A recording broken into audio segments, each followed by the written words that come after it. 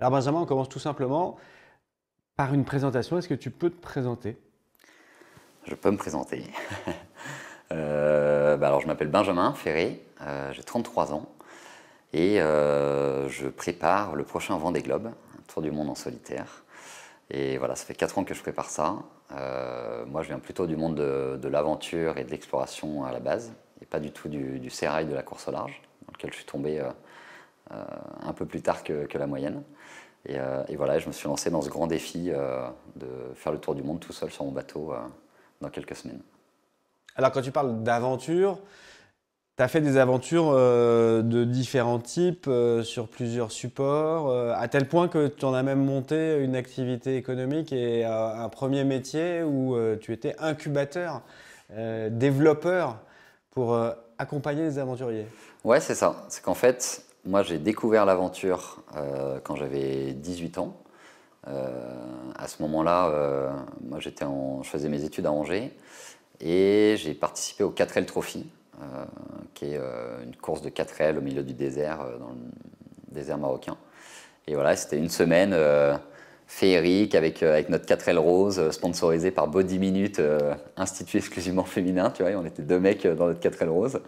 Et donc c'est là où j'ai commencé à toucher du doigt un peu l'univers de l'aventure, le sponsor, la communication, tout ce qu'il pouvait y avoir autour de ces projets-là, et tout ce que ça pouvait t'apporter, quoi. Et du coup, une fois que j'ai découvert ça, j'ai enchaîné plein de projets d'aventure, entrecoupés soit de boulot, soit d'entreprises que j'ai montées. Et du coup, c'est vrai que ça a enchaîné, mais dans des univers différents, quoi. Donc après le 4L Trophy, je suis parti faire un tour du monde en stop, en solitaire. Donc j'avais 20 ans et je suis parti, je fais 40 000 km autour du globe en autostop. Et c'est à ce moment-là où j'ai commencé à découvrir le bateau à voile, parce que j'avais fait du stop de Ushuaia jusqu'en Antarctique. Et donc je rêvais d'aller découvrir ce continent blanc immaculé. Et donc je l'avais fait en bateau stop. J'avais été embarqué à l'époque sur l'Esprit d'équipe, qui était le bateau avec lequel Péan et Tabarly avaient gagné la Wishbred à l'époque, qui était transformé en bateau de course croisière. Et voilà, donc j'avais passé le Cap Horn, tu vois, il y a plus de 10 ans. Donc c'est marrant de se retrouver là à vouloir boucler la boucle. Et donc j'ai fait ce tour du monde en stop. Et après, 2 ans plus tard, je suis parti pour traverser l'Atlantique avec 2 copains au sextant sur un voilier, alors qu'on n'avait vraiment aucune expérience de navigation. Pour te dire, à l'époque, on regardait la météo maritime sur Météo France, on ne connaissait même pas les vents, j'avais vraiment zéro connaissance. Et mes 2 potes non plus. On est parti, la fleur au fusil, sur un Bongo 870 de Saint-Malo pour essayer de rejoindre la Martinique, sans assistance, sans énergie fossile, et au sextant. Donc en se dirigeant seulement grâce aux astres, aux étoiles et au soleil. Donc on était parti pour 2 semaines et demie, 3 semaines, tu vois, une transat. On a eu 3 mois et demi à arriver de l'autre côté. Et donc moi, c'est à ce moment-là où je suis quand même tombé amoureux vraiment de l'aventure maritime, quoi. Je me souviens de nuits seul à la barre, et c'est ça qui me faisait rêver, quoi, sous les étoiles. Et je me disais, ça doit être incroyable de vivre ça en solitaire. Et donc c'est comme ça que petit à petit, j'ai bifurqué vers le solitaire et la course au large.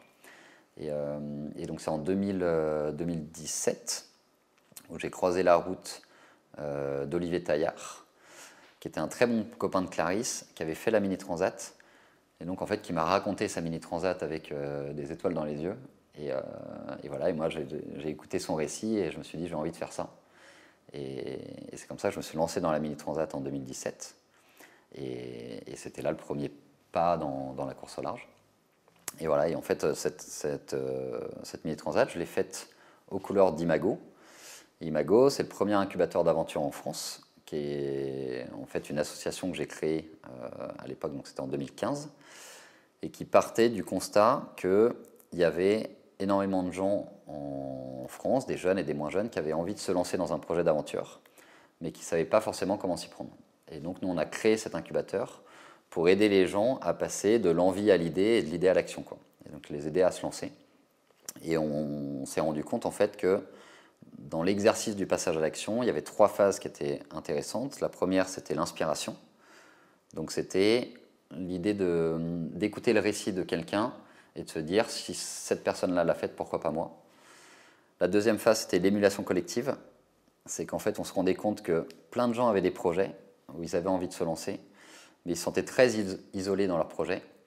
Mais que si tu mettais 15 moutons à 5 pattes dans une même salle pendant une semaine, et ben à ce moment-là, ça devenait une espèce de normalité, d'avoir des projets un peu fous. Et le troisième point, c'est l'expérience déclic. Et donc, Imago a été créé autour de ces 3 piliers pour aider les gens à passer à l'action. Et voilà, et donc Imago existe toujours aujourd'hui et on a accompagné un peu plus d'une vingtaine de projets aujourd'hui d'aventures, d'exploration, qui doivent porter une dimension sociétale ou environnementale. Donc répondre à un problème sociétal ou environnemental à travers le monde et à travers l'aventure. Et alors donc, il y a cette mini qui va très bien se passer, et là, il va y avoir le déclic dont tu parles, et d'aventurier, tu vas devenir un peu plus compétiteur, et ça va te donner envie d'aller un peu plus loin. Bah, en fait, je pense que j'ai toujours été hyper compétiteur. C'est juste que j'avais un peu abandonné ce côté compétition à travers mes aventures, parce qu'il n'y avait plus le côté compétition où tu te battais contre quelqu'un d'autre, quoi. Mais quand j'étais jeune, moi j'ai fait plein de sports, j'ai pratiqué l'escrime à haut niveau, j'ai toujours eu un peu l'esprit de compétition. Et pendant la Mini Transat, je l'avais un peu oublié, mais j'ai redécouvert que j'avais un bon esprit de compétition. Et c'est vrai que la Mini s'est passée au-delà de mes espérances, quoi. Moi je venais, quand j'ai découvert la Mini Transat, je connaissais vraiment rien à la course au large. Je me rappelle les premières navigations en Mini, je comprenais rien, quoi, à ce qui se passait sur le bateau. Mais je suis vraiment tombé amoureux de cet univers, quoi, de la course au large. Je trouvais que tout m'a fasciné, que ce soit la météo, la préparation physique, mentale, le bateau, les voiles, l'aventure, la solidarité entre les marins. C'était vraiment 2 ans, pour moi, d'épanouissement total. Et du coup, je répétais toujours en Mini, plus t'es heureux, plus tu vas vite, quoi. Et c'est vrai que moi, ma Mini, c'est, je ne sais pas si c'est les 20 plus beaux jours de ma vie, mais tous les jours, je pleurais de joie de me retrouver là. Et je voulais juste faire du mieux que je pouvais. Et c'est vrai que ça s'est super bien passé à l'issue des 2 étapes. Je me retrouve à une place à laquelle je n'avais jamais rêvé. Et qui du coup a tout accéléré parce qu'il y avait à la fois le côté improbable de se retrouver à cette place-là, et à la fois le coup de projecteur que ça amenait, et aussi un peu la confiance prise de se dire, bah, ok, c'est un univers qui me réussit bien, et donc pourquoi pas continuer à faire quelque chose là-dedans, quoi. Et pourtant, la marche est haute hein, entre la Mini et le Vendée Globe. Pourtant, c'est ce sur quoi tu vas enchaîner assez vite derrière cette Mini avec cet objectif 2024. C'était encore un peu loin, il y avait du temps. Mais tout de suite, quand même, tu te dis, bah, c'est là que je veux aller. Bah, en fait, ça se fait moi, à la fin de la Mini Transat, pour moi, j'arrête la course au large, je retourne à ma vie de terrien, et voilà, et le bateau s'arrête là, quoi. Et en fait, je reste sur mon petit nuage à la fin de la Mini Transat, donc pendant 2-3 mois, je suis sur mon petit nuage, voilà, et pendant ce temps-là, j'ai reçu un texto de Anne Lecam, que j'avais rencontré en 2015 à l'époque du projet Cap à l'Ouest, qui était la traversée de l'Atlantique au Sextant. Et on avait proposé de donner un coup de main à Jean Lecam, qui était dans sa campagne de financement de crowdfunding, KissKissBankBank. Et on lui avait filé un coup de main pour appeler notre communauté à s'investir là-dedans, quoi. Donc c'est à ce moment-là où je rencontre Anne et Jean Lecam. Et à l'issue de la Mini Transat, Anne Lecam m'envoie un texto en me disant bien navigué, belle 3e place, signé Anne et Jean, viens fêter ça quand tu vas à la maison, tu vois. Et donc quelques semaines plus tard, je suis dans le coin à Lorient, je me dis bon bah je vais pousser jusqu'à Port-la-Forêt. J'envoie un texto à Anne, et voilà, je dîne chez les Lecam, voilà, un super repas dont Anne a le secret, que tu connais peut-être. Et voilà, et on fait un dîner chez les Lecam. On commence à refaire le monde, Anne va se coucher, et donc moi je me retrouve avec Jean Lecam sur la terrasse, avec 2 verres à ballon, une bouteille de rouge. Et pour moi c'est lunaire, tu vois, je suis avec, enfin, c'est déjà le roi Jean à ce moment-là, quoi. Et donc moi c'est une scène complètement hors du temps. On refait le monde, on est vraiment le moment est magique. Et pendant la soirée, il me dit mais pourquoi tu ne prépares pas le prochain Vendée Globe? Et moi, le fait que ce soit Jean qui me dise ça, ça a eu un écho exceptionnel, quoi. Et voilà, il me dit, je pense que c'est possible, je pense que tu peux le faire. Et donc c'est comme ça que tout s'est accéléré. Moi, je m'étais pas dit, j'avais pas de plan en me disant, je fais la Mini Transat puis le Vendée Globe, quoi. Et je crois que c'est toujours un peu comme ça que ça se passe en fait. C'est toujours voilà, quelqu'un qui te donne ce petit supplément d'âme. Et donc Jean a planté cette petite graine dans un coin de ma tête. Comme c'était Jean, ben, ça a un impact. Voilà, si c'est Zidane qui te dit que tu peux faire la Coupe du Monde, ça a plus d'impact que ton pote avec qui tu joues au foot le dimanche, quoi. Et donc c'est comme ça que tout est parti sur le Vendée Globe. Et paradoxalement, contrairement à toutes les aventures d'avant, où je m'étais lancé quand même plutôt sur un coup de tête et assez rapidement, la décision du Vendée Globe, en fait, elle a été hyper réfléchie et hyper longue, quoi. Parce que je crois que c'était la première fois que ça me faisait vraiment, que l'ampleur du projet me faisait vraiment peur, quoi. Alors, pour faire face à l'ampleur de ce projet, bah justement, tu vas rester dans le giron de Jean Le Cam avec ce qu'on a appelé un peu Jean et ses enfants. Il y a Eric, il y a Violette, voilà. Et donc, tu vas arriver dans un projet plutôt collectif qui permet de partager sans doute tes angoisses et tes doutes et aussi du matériel et des hommes et des moyens. Raconte-nous voilà, ce giron de Jean Le Cam dans lequel se construisent beaucoup de choses. Et alors lui, il est très content de ça parce que ça le stimule aussi. Il y a plein d'échanges. Euh, c'est un projet qui était assez tôt quand même, enfin c'est 4 ans avant. Et finalement, c'est lui qui est le plus en retard dans sa préparation. C'est lui qui a le bateau en dernier finalement. Ouais. Bon, après, il dira quand même qu'il n'a jamais été aussi prêt pour un Vendée Globe que celui-ci. Mais non, bah, la façon dont ça démarre, c'est vrai que c'est assez naturel parce que donc Jean me parle de Vendée Globe, moi je garde ça dans un coin de ma tête.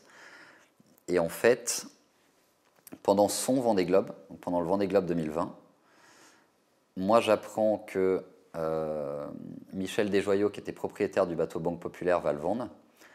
Et donc j'envoie un mail à Anne Le Cam qui le transmet à Jean en disant voilà, il y a l'opportunité sur ce bateau, etc. Et Jean me dit en fait, c'est un super bateau à avoir pour un projet comme le tien. Donc déjà, avant même tu vois, que le projet se lance, Jean était déjà dans les prises de décision un peu importantes du projet, quoi. Et je me rappelle d'une scène magique où on sort le bateau de chez Mère Agitée à Port-la-Forêt. Donc à l'époque, Banque Populaire destiquée, donc le bateau blanc. Michel Desjoyaux amène le bateau sous la grue, on met le bateau à l'eau. Et Jean Le Cam, moi je ne savais pas maîtriser un IMOCA à l'époque, quoi. Et donc Jean Le Cam monte sur le bateau, prend la barre, et moi je pars avec Jean, et tu vois, je sors sous la grue, on va mettre le bateau au ponton. Et donc c'était lunaire, quoi. Tu avais la passation entre Michel Desjoyaux et Jean Le Cam, moi j'arrivais au ponton avec Jean Le Cam. Et à ce moment-là, tout de suite on s'inscrit dans cette aventure un peu collective. Parce que moi, à ce moment-là, j'ai plus de logement en Bretagne. Et donc, les 3 premiers mois où je récupère mon bateau, en fait, j'habite chez Anne et Jean. Donc, c'est vrai que tu parles de Jean et ses enfants, mais tu vois, moi, je les appelle les darons. J'ai habité pendant 3 mois chez eux. Et c'était vraiment un moment génial parce que Jean, dès le début, il m'a répété, c'est pas une histoire de transmission, c'est une histoire de partage. Et donc, c'est 2 générations qui doivent interagir. Et donc, moi, tu peux apprendre de mon expérience, de ma sagesse, de ce que tu veux. Mais moi, je veux aussi avoir besoin d'apprendre de toi, quoi. Ta jeunesse, ta façon de monter les projets, etc. Et donc tout ça, ça a été hyper riche dès le début. Et donc pendant 3 mois, il m'emmenait à l'école tous les matins. Je rentrais dans la voiture avec Jean, on allait au chantier. Et puis Jean, c'est un amoureux de la technique. Donc les premiers mois, bah, voilà, on était dans le bateau, etc. Donc c'était génial de démarrer comme ça. Et puis après, s'est lancé Violette qui a rejoint un peu le giron, Eric qui était juste à côté. Et donc c'est vrai que c'était génial d'être dans cette dynamique en fait hyper collective et qui moi me rappelait en fait beaucoup l'esprit mini, tu vois. Et quand j'ai lancé le projet de Vendée Globe, un des critères dont je voulais pas me détacher, c'était garder l'esprit mini, garder cette légèreté, voilà, ce côté un peu faire les choses sérieusement sans se prendre au sérieux. Et donc c'était génial de s'inscrire dans un truc collectif à l'ampleur du Vendée Globe. C'était vraiment ce que je voulais, quoi. Après, il y a un programme sportif et un calendrier qui est quand même bien balancé avec pas mal d'étapes. Je me souviens de la Vendée Arctique où vous arrivez un peu voilà, en mode découverte, voilà, puis finalement ça se passe hyper bien parce que le scénario météo le permet. Raconte-nous un peu ton apprentissage de l'IMOCA, de se retrouver seul en mer sur quand même un bateau qui va vite et qui va fort. Et puis ta montée en gamme sportive au fil des 2 ans là, qui viennent de s'écouler, au fil des courses qui se sont enchaînées assez vite. Bah, c'est sûr qu'en tout cas, ces 3 ans et demi là, ils sont passés à une vitesse hallucinante. Tu vois, j'ai l'impression que ma première navigation sur le bateau, c'était hier, quoi. Et donc tout a démarré. Moi, la première course que je fais, elle est en solitaire. Avant ça, j'ai fait seulement ma qualif, donc j'ai navigué une vingtaine d'heures sur mon bateau tout seul. Et donc j'ai l'impression de rien connaître à l'IMOCA, quoi. Et donc c'est la Bermude, qui se passe pas trop mal dans le sens où j'arrive à finir la course et à apprivoiser un petit peu le bateau. Et après arrive la Vendée Arctique, avec ce scénario incroyable, quoi, où on part, les foilers partent, je crois qu'ils battent le record des 24 heures et des records de vitesse. Et moi, avec mon bateau à dérive, je sais que j'ai un jeu différent à faire, ne pouvant pas égaler leur vitesse. Et donc, je me plante dans voilà, j'essaie de passer un petit trou de dorsale. J'arrive à la passer, je repars et je me retrouve en tête de la Vendée Arctique sur ma deuxième course pendant 3 jours. Et donc là, c'est lunaire. Moi, je suis comme un gosse. Et puis, on arrive proche de l'Islande. À ce moment-là, je suis troisième. Il y a Thomas Ruyant qui me double. Donc moi, je suis comme un gamin. Je dis, ah, il y a Thomas Ruyant qui me double, etc. Tu vois, je ne suis plus du tout dans l'esprit compétition. Et on arrive en Islande. La course est interrompue parce que les conditions météo font qu'on ne peut pas finir la course. Là, moi, je retrouve le côté aventure incroyable parce qu'il faut se mettre à l'abri, aller dans un espèce de fjord islandais, etc. Donc, c'est lunaire, quoi. Moi, je prends un plaisir fou à ça parce qu'il y a la course, il y a la fin de la course, le côté aventure derrière. On ramène finalement le bateau au Sable d'Olonne. Et donc là, je rejoins toute mon équipe, qui est à l'époque l'équipe de Jean Le Cap, quand même, donc qui travaille pour quelqu'un parce que Jean leur a demandé. Donc moi, j'étais quand même en quête de légitimité à ce moment-là. Et ce moment-là, je te le raconte parce qu'il a été hyper important dans la construction de mon projet. C'est que moi, je sentais que je venais de nulle part, de la mini, que le grand écart était très important. Et donc, je me sentais pas très protégé et même très attendu, tu vois. Et donc, je sentais qu'il y avait un certain nombre de personnes qui étaient très observateurs de comment j'allais lancer le projet et qui étaient prêts à dégainer s'il fallait, quoi. Et en fait, j'avais ma première couche de protection que j'appelais ma petite couche d'ozone, qui était Jean, le CAM. Et la deuxième, c'est d'avoir fait un super résultat sur une de mes premières courses, qui était la Vendée Arctique, qui était une course très difficile. En fait, tout de suite, ça m'a mis à l'abri, voilà, ça m'a enlevé une pression qui était énorme. Et du coup, ça m'a permis de me concentrer avec vraiment beaucoup de détachement et de légèreté sur le fait de progresser et de m'occuper de mon bateau et pas m'occuper vraiment de ce que les gens pouvaient penser de ses débuts en IMOCA, quoi. Donc ça, c'était indispensable. Et ce qui était marrant à cette époque-là, c'est que je termine la Vendée Arctique et à ce moment-là, j'ai un rendez-vous sponsor, etc. Et donc je ne ramène pas mon bateau des Sables d'Olonne jusqu'à Port-la-Forêt. Donc mon équipe le ramène le dimanche. Le lundi soir, je dîne chez les Le Cam. Et je suis quand même un peu content, tu vois, d'avoir fait un beau résultat, etc. Et Jean, il me dit, non mais t'as pas ramené ton bateau, t'es vraiment qu'un con, quoi. Et t'as un décalage énorme entre, à la fois, moi je suis super content d'avoir fini 4e de la Vendée Arctique, et à la fois l'espèce de bon sens paysan qui me ramène les pieds sur terre et qui me dit, en fait, ton objectif, c'est pas la Vendée Arctique, quoi, c'est le Vendée Globe, et t'as encore du chemin à parcourir, et donc là, il faut que tu te concentres, quoi. Et en fait, le moment où tu apprends le plus, c'est quand tu ramènes ton bateau après les courses. Et donc c'est toi le maître à bord, c'est toi qui pilotes ton bateau et jamais tu laisses ton bateau. Et c'est vrai qu'ensuite, toutes les courses que j'ai faites, là, depuis 3 ans et demi, jamais personne n'a pris mon bateau sans moi, quoi. J'ai toujours ramené, de la route du Rhum, j'ai ramené le bateau. Et donc cette quête d'apprentissage, elle a été faite petit à petit en passant énormément de temps en mer, en fait. Et ça, c'est Jean qui me l'a inculqué, c'est que si tu n'as pas le meilleur bateau, la meilleure façon d'être prêt pour un Vendée Globe, c'est d'être celui qui a passé le plus grand nombre d'heures en mer, en fait, pour bien connaître son bateau. Et donc, moi, c'est ce que je me suis attelé à faire ces dernières années, c'est de naviguer au maximum, de faire toutes les courses, et même de ramener mon bateau des courses, même si c'était une transatlantique, bah, je ramenais mon bateau à mon port, quoi. Et donc là, à 2 mois du Vendée, le marin Benjamin Ferré se sent légitime, il n'y a pas de syndrome de l'imposteur, il n'y a plus de syndrome de l'imposteur. Il y a plus le syndrome de l'imposteur que j'ai eu. C'est vrai que je ne te cache pas que quand j'ai rejoint le pôle Finistère course au large et que les premiers briefings, il y avait Charlie Dalin, Thomas Ruyant, Jérémy Bayou, Sam Davis, et que moi j'étais au milieu de ça, j'avais un énorme syndrome de l'imposteur, mais vraiment je me demandais ce que je faisais là et je ne me sentais pas du tout légitime. Aujourd'hui ça va un peu mieux par rapport à ça, mais voilà, je sais que tout ça, ces 3 dernières années, même s'il y a eu des réussites, des bons résultats, ils seront effacés par le Vendée Globe. L'objectif final, c'est de boucler la boucle, et c'est ça dont je rêve, quoi. Donc je me sens prêt, je me sens à l'aise sur mon bateau, j'ai l'impression de bien le connaître, donc je suis serein par rapport à ça. Évidemment, je sors d'un abandon, ma dernière course était un abandon, et donc ça m'a travaillé quand même un peu. Il n'y a pas très longtemps, Tanguy Le Glatin, il me disait la souffrance est éphémère, l'abandon est définitif. Bon, bah c'est vrai. Et quand tu as connu l'abandon, tu n'as qu'une seule envie, c'est quand même de finir la course, quoi qu'il arrive, quoi. Et moi, c'est ce que je me souhaite sur le Vendée Globe. Je veux absolument boucler cette boucle, coûte que coûte, quoi. Le bateau, tu le maîtrises de mieux en mieux. Tu l'as dit, tu as passé beaucoup d'heures en mer. Mais il y a cette casse qui arrive en termes de fiabilisation, de mise au point, de développement. Est-ce que tu en es là où tu souhaitais l'être? Ouais, on est là où je voulais. Moi, j'ai fait le choix ces 3 dernières années de ne pas beaucoup toucher au bateau, justement, de ne pas faire de grandes transformations. C'est un bateau qui est mythique et qui est extraordinaire, quoi. C'est l'IMOCA le plus titré aujourd'hui dans la classe des IMOCA.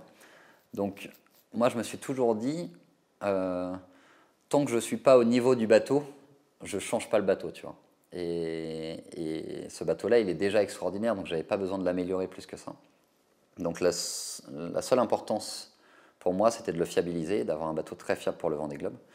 Et je pense que malgré les quelques péripéties qu'on a eues cette année, on a une équipe géniale, on a toutes les compétences techniques pour avoir fait un bateau fiable. Et moi, je leur fais 100% confiance, quoi. En plus d'avoir l'expertise de Jean qui est jamais très loin quand il y a un sujet un peu touchy.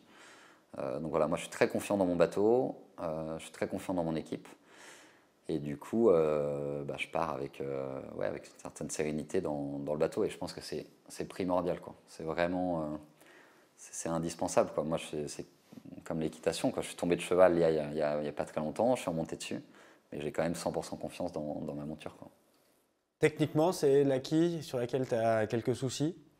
Ouais, j'ai eu des gros problèmes techniques sur la quille qui ont été doubles. Si on rentre un peu dans le détail technique, c'est que la première fois, ça a été mon palier de quille qui s'est légèrement déformé, qui était un problème qu'on connaissait sur ce bateau-là. Et voilà, qui a amené une déformation du fond de coque qu'on a dû reconstruire. Et le deuxième épisode que j'ai eu, qui m'a créé un abandon sur la dernière course, c'est que sur ces bateaux-là, on a des vérins hydrauliques qui permettent de bouger la quille qui pèse 4 tonnes et demie. Ce vérin-là a explosé, c'est le fût du vérin qui a explosé et qui a forcément amené beaucoup de dommages collatéraux, dont un démantèlement du fond de coque qu'on a dû reconstruire. Et donc on a reconstruit toute une partie vraiment névralgique du bateau. Et donc ça pourrait amener des inquiétudes. Et d'un autre côté, je suis reconnaissant d'avoir eu cette mésaventure il y a 6 mois et pas au bout de 4 jours sur le Vendée Globe. Donc ça fait partie, je pense, de ces projets-là, ça fait partie de ces vies d'équipe. Voilà, ça permet aussi de se souder, ça permet de se retrouver à Horta dans la mouise, à devoir trouver un soudeur au coin de la rue pour refaire un vérin pour ramener le bateau. Et c'est là où tu retrouves l'aventure, quoi. C'est que tout n'est pas toujours millimétré. Et voilà, et je crois que j'ai aussi aimé ça, quoi. J'ai aussi aimé mes galères ces 4 dernières années. Et c'est ce qui fait que je suis d'autant plus joyeux et excité d'être au départ du Vendée Globe, parce que on oublie quand même à quel point c'est difficile déjà d'être sur la ligne de départ. Et donc d'être là, d'être qualifié, d'être avec un bateau, avec un sponsor qui est fidèle et loyal, c'est déjà extraordinaire. Donc là, je suis rentré dans une phase où il me reste plus que quelques jours avant le départ. Et je veux vraiment réussir à me rappeler que c'est une chance d'être là. Et je veux réussir à savourer chaque moment, quoi, jusqu'au départ. Et je pense que c'est grâce à ça que j'aurai une certaine sérénité. C'est si j'arrive à vraiment profiter, eh ben, je serai heureux sur l'eau et donc rapide. Alors en très peu de temps, il t'a fallu quand même ingérer beaucoup, beaucoup de données, d'informations, évidemment sur toute la partie mécanique, hydraulique, électronique, électrique d'un bateau, savoir le faire. Mais il y a la partie aussi météo, gestion de la météo, stratégie de la météo, tactique, gestion à bord des systèmes, des datas. Raconte-nous un peu tout cet apprentissage en vitesse accélérée parce que tu as une tête bien faite, tu as fait des grandes écoles, voilà, mais c'est quand même un apprentissage en un temps réduit. Conduire une 4L, c'est sympa, faire du stop, c'est sympa. Là, c'est un autre dose quand même. Ouais, c'est vrai que l'apprentissage accéléré, il a été ultra violent. Euh, il a été très rapide sur tout un tas de domaines. Alors à la fois, c'est ce que j'aime le plus dans la course au large, parce que je pense que c'est l'univers le plus complet du monde, c'est que tu as tout dedans. Et quasiment tout ce qu'il y a dans cette boîte-là me fascine. Donc j'ai adoré apprendre, l'apprentissage est sans fin dans la course au large. Et à la fois, il a été difficile parce que moi, je me suis rendu compte que je ne savais pas, comment dire, je ne suis pas quelqu'un qui apprend par moi-même, tu vois. Tu me mets sur un IMOCA pendant une semaine tout seul, je ne saurais rien faire de plus qu'il y a une semaine. Et donc, je ne suis pas quelqu'un, tu vois, comme les enfants dans le bac à sable qui vont faire tout seul leur château de sable. Et donc, moi, j'ai toujours eu besoin de gens pour me faire progresser. Et donc, ça a été un peu l'objectif de ce projet. C'était de m'entourer de gens compétents dans tous ces domaines-là. Donc, il y avait Jean Lecam sur l'aspect technique. Et sur tous les autres aspects, j'ai eu besoin d'experts qui m'ont fait progresser, quoi. Et donc voilà, il y a eu plein de domaines différents, mais aujourd'hui, mon boat captain, il s'appelle Pierre Leroy. Il est navigateur, mais il est aussi météorologue. Et donc, le choix de faire la Jacques Vabre avec Pierre, c'était aussi pour approfondir tout cet aspect météo qui, à mon sens, est primordial dans la préparation d'un Vendée Globe. Voilà, de m'entourer, de réussir à rentrer dans le pôle Finistère course au large pour être au contact des plus grands marins du monde, pour essayer de m'en inspirer et de progresser vite. Voilà, essayer d'être là aussi dans toutes les parties électroniques du bateau pour apprendre. Aller voir Cocoche, le maître des ficelles, pour me former à faire des épissures et travailler tout ça. Donc ça a été un apprentissage très rapide et à la fois avec que des gens qui étaient très experts, très pédagogues. Et du coup, c'est grâce à eux, moi, que j'ai progressé ces dernières années, tu vois. Ça nous donne l'occasion de parler de tuteur et de tutorat. Bah ouais, ouais. Et c'est sûr que tout ce projet, il est ancré autour de la transmission. Moi, mon bateau, il s'appelle Monohire Duo for a Job. Monohire, c'est mon sponsor principal. C'est une entreprise qui est centenaire, qui s'est transmise, ils sont à la 5e génération. Et ils sont incroyables, ils ont cet esprit de transmission depuis des années. Le deuxième, enfin voilà, le bateau s'appelle Monohire Duo for a Job. Duo for a Job, c'est Monohire qui a décidé d'offrir la moitié de la visibilité du bateau à cette association, qui est une association qui réinsère les jeunes issus de l'immigration en les aidant à trouver du travail. Et ils les aident à ça grâce à des mentors qui ont plus de 50 ans et qui ont une certaine expérience professionnelle et qui les aident à retrouver le chemin de l'emploi, qui est le premier pied à la réinsertion dans un environnement. Donc autour de cet esprit de transmission intergénérationnelle. Donc voilà, donc tout le projet en fait a été construit autour de ça. Moi je suis ambassadeur de Premier de Cordée, qui est le sport à l'hôpital pour les enfants, et essayer de redonner le sourire aux enfants à l'hôpital, et donc voilà, des jeunes enfants. Donc je crois que c'est un sujet qui me tient à cœur, tu vois, et le projet le porte bien. Et c'est l'idée de se dire que moi je crois que j'appartiens à une génération qui a beaucoup remis en question ce qui avait été fait dans les années précédentes, tu vois, par nos anciens. Et moi, je crois fondamentalement qu'on devient quelqu'un grâce à nos anciens, grâce à leurs enseignements, à leur bon sens, à leur expérience. C'est comme ça qu'on grandit. Et on ne pourra jamais affronter les enjeux qui sont les nôtres sans se servir des enseignements des anciens. Et donc voilà, là où tout le monde fait des kits pédagogiques pour les enfants, bah nous, tu vois, on a fait des kits pour les maisons de retraite. Et mon village départ du Vendée Globe, je passe 3 jours à aller voir des retraités dans une maison de retraite. Alors voilà, ce truc-là, ce truc de transmission, il est important, quoi, pour moi. Alors à quoi tu t'attends sur ces 3 mois de compétition, sur ces 3 mois de mer, sur ces 3 mois sur des mers que tu connais un peu, mais quand même pas beaucoup, parce que bah, ça va dans des coins où on navigue pas très souvent, où peu de gens vont. Voilà, comment tu t'es préparé à affronté 3 mois durs en terre inconnue. Ben, je crois que c'est quand même aussi pour ça que j'y vais, c'est pour l'aventure, c'est pour l'inconnu. Euh, et tu vois, on m'a dit il n'y a pas très longtemps, prépare le pire, espère le meilleur et prends ce qui vient. Et c'est vraiment l'état d'esprit dans lequel j'essaye d'aller sur ce Vendée Globe, c'est que, ah oui, il peut tout se passer, et c'est ça l'aventure pour moi, c'est le fait de se lancer dans une aventure où tout est inconnu.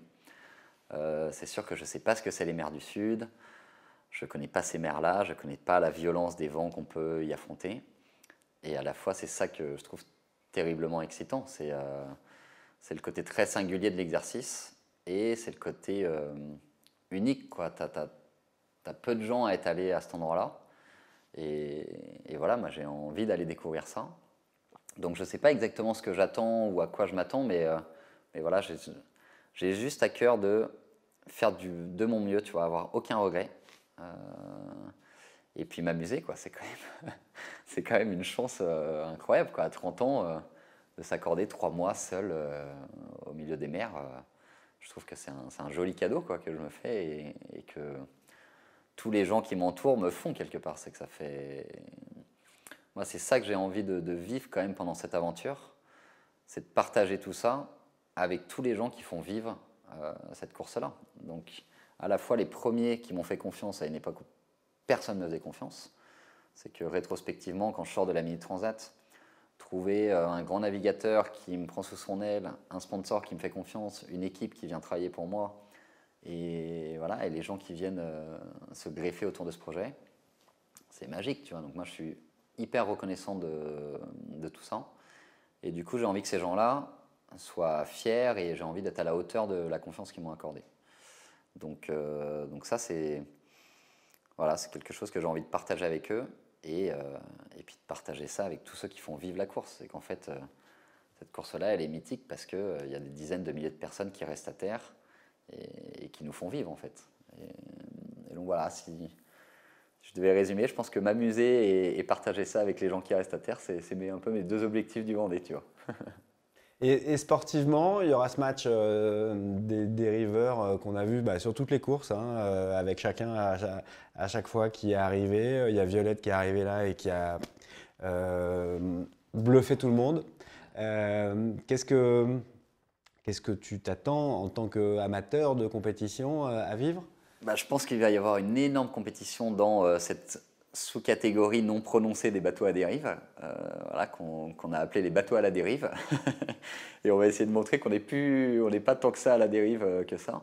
Et je crois qu'il y a un match qui va être incroyable parce que entre Tanguy, Guérec, Violette, qui a fait une entrée dans l'IMOCA exceptionnelle, puis en plus moi je retrouve vachement l'esprit mini avec eux, tu vois. Guérec, on est devenu hyper potes, donc il y a ce côté compétitif et il y a ce côté hyper amical à terre. Et donc je pense qu'on va bien s'amuser et évidemment ce sera la compétition. Mais bon, l'objectif c'est avant tout de finir quand même. Mais j'espère qu'il y aura un match quand même dans cette catégorie de bateaux à dérive et qu'on va bien s'amuser, quoi. Puisque tu parles de bonne ambiance, comment tu envisages, tu l'as pas encore vécu, donc c'est difficile d'en parler en anticipation, mais quand même un peu, à partir du moment où on part en mer, cette fraternité, cette surtout solidarité qui fait que vous serez les uns à veiller sur les autres à un certain moment quand vous aurez passé le cap de Bonne-Espérance et avant de repasser le Cap Horn un mois avant, vous serez à quelques exceptions près, si on parle des Kerguelen ou voilà, assez loin de tout le monde et vous ne pourrez compter que les uns sur les autres. Bah, moi je trouve ça super beau en fait. C'est magique de prendre part à un sport où ton sauveur est potentiellement ton principal concurrent. C'est génial cet état d'esprit. Encore plus aujourd'hui, quoi. Ça démontre voilà, le fait de se dire que tu peux être en compétition avec quelqu'un et à la fois tu peux avoir une solidarité incroyable envers lui. Et donc moi j'adore ça. C'est une des valeurs qui m'a le plus plu dans la course au large et en plus j'ai découvert avec l'esprit mini où tu as une solidarité entre les marins qui est complètement exacerbée. Et donc ça me plaît beaucoup en fait, voilà, de se dire que quand tu es en mer, quoi qu'il arrive, le plus important c'est la vie humaine. Et donc même si c'est un concurrent et qu'il faut aller le sauver ou qu'il faut l'aider, et ben, il faut être là, quoi. Sur la gestion de cette longueur, parfois monotonie, alors sans doute un peu plus que sur les dériveurs que sur les foilers où ça doit être un niveau de stress un peu plus élevé, qui te maintient quand même en permanence concentré.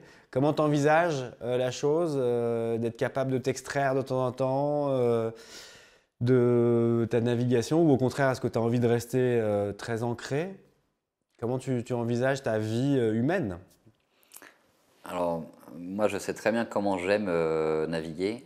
Et en fait, quelque part, je crois que je pars aussi pour m'extraire de tout un brouhaha que j'ai dans ma vie de terrien. Et donc, moi, quand je suis en mer, déjà, je suis issu de la Mini Transat où on n'a pas de moyens de communication. Et donc, moi, je communique vraiment très peu quand je suis en mer. Et ce Vendée Globe, j'ai envie de le vivre comme ça. J'ai envie de le vivre en autarcie, j'ai envie de le vivre focalisé sur mon bateau, la course, les sensations que je peux avoir, et essayer le moins possible de re-rentrer dans la vie de terrien ou d'être connecté à la vie de terrien. Et voilà, j'ai vraiment envie de vivre ces 3 mois-là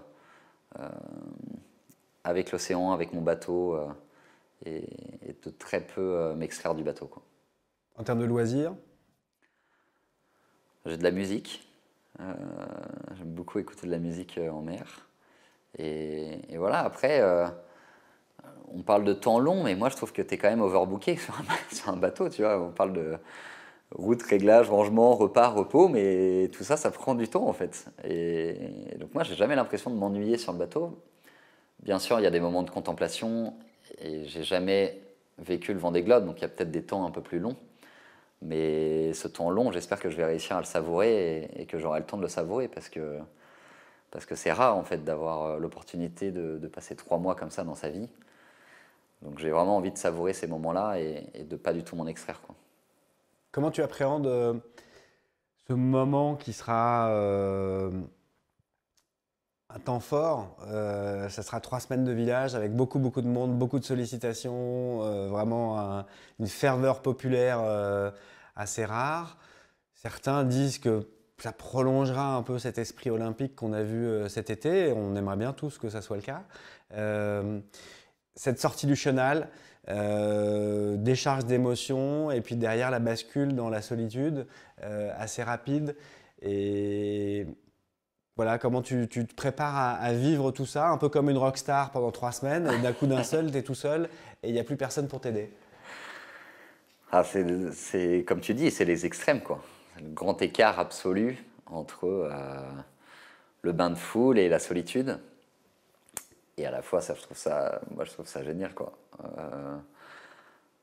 Ce chenal-là, avec des milliers de personnes autour, c'est vraiment un truc que j'ai envie de vivre. Euh, j'ai pas du tout envie de bloquer mes émotions à ce moment-là. J'ai envie de les vivre pleinement. Et voilà, et après de me remobiliser très vite pour me concentrer sur le départ. Mais je pense que le village, ça va être. C'est un peu ce que je te disais en préambule, c'est que faut savourer tout ça, quoi. Oui, bien sûr, ça prend un peu d'énergie de partager tout ça et t'as pas envie de dépenser trop d'énergie avant un départ, mais il n'empêche que cette course-là, elle existe parce qu'il y a des gens qui la suivent et les gens, ils se déplacent pour venir te voir. Et donc tout ça, il faut en faire une force. Moi, je compte bien me nourrir de chaque personne et de chaque encouragement que je vais croiser pendant ces 3 semaines de village. Et moi, en tout cas, c'est ma façon de me préparer, c'est ma façon de me nourrir. Et voilà, j'ai envie de partager ça avec un maximum de gens sur le village. Et après, je suis très excité à l'idée de me retrouver très vite tout seul et d'être dans ma course. Et voilà, de pas bloquer les émotions. Et tu vois, il y a Tanguy Le Glatin, donc, qui était mon premier coach en mini. Et du coup, on travaille aussi un peu avec lui les aspects mentaux. Et il y a un truc trop intéressant un exercice qu'il m'a demandé de faire là récemment. C'est en fait d'écrire la façon dont j'ai envie de vivre la dernière semaine sur le village. Et surtout, tes émotions, c'est les tiennes et donc tu les connais, donc tu sais à peu près comment les gérer. Mais les émotions qui sont difficiles à gérer, c'est les émotions des autres qui projettent sur toi. Et moi, ça, je trouve que c'est très vrai. Et j'ai pu souffrir un peu de ça sur différentes courses. C'est que moi, j'ai l'impression d'être un peu une éponge, donc toutes les émotions des gens, je les chope. Et du coup, tu vois, c'est des trucs tout bêtes, mais par exemple, tes parents ou ta famille ou ta copine, le matin du départ, tu n'auras peut-être pas un geste d'affection pour eux, tu es concentré, tu es dans ta course. Et donc, par exemple, moi j'ai écrit que j'avais envie de dire au revoir à mes parents et à ma famille une semaine avant. Et donc on va faire un dîner tous ensemble où je vais leur dire au revoir. Et voilà, et ce sera notre moment solennel. Et donc le matin du départ, ils seront au courant de ça, on se sera déjà dit au revoir. Et donc tu ne génères pas la frustration d'un père ou d'une mère qui n'a pas eu l'accolade de son fils, qui n'a pas eu le petit geste, et à qui tu génères de la frustration. Tu vois. Donc moi, c'est ça qui va m'apporter de la sérénité. C'est si tout le monde autour de moi est serein, heureux et sans frustration, moi je le serai. Quoi. Et donc c'est ça sur quoi je travaille un peu pour les quelques jours et les quelques semaines avant le départ. C'est de faire en sorte que tout le monde autour de moi soit peace, serein. Et si c'est ça, moi ça m'apportera toute la sérénité dont j'ai besoin pour prendre le départ. Un mot sur les prévisions de derniers jours, comment tu vas bosser? Tu parlais de Pierre tout à l'heure. Euh, J'imagine que tu as une bible météo sur les grandes tendances de chaque secteur que tu vas emporter avec toi, Les qui t'a petites prévu, bernoteries. qui t'a euh, prévu des tutos pour chaque portion. Dans les derniers jours, avant le départ, vous allez travailler des trajectoires, jusqu'à où, jusqu'à quand, comment ça va se passer? Je t'avoue que la météo avant le départ, je ne l'ai jamais vécue pour une course aussi longue.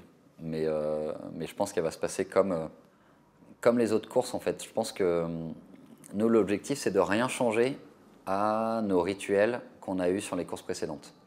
Donc, moi, je vais travailler toujours de la même façon. Il y aura un briefing avec le pôle Finistère course au large qui donnera les tendances générales, qui donnera la stratégie générale, mais avec des bateaux totalement différents parce qu'on est mélangé avec les foilers, etc.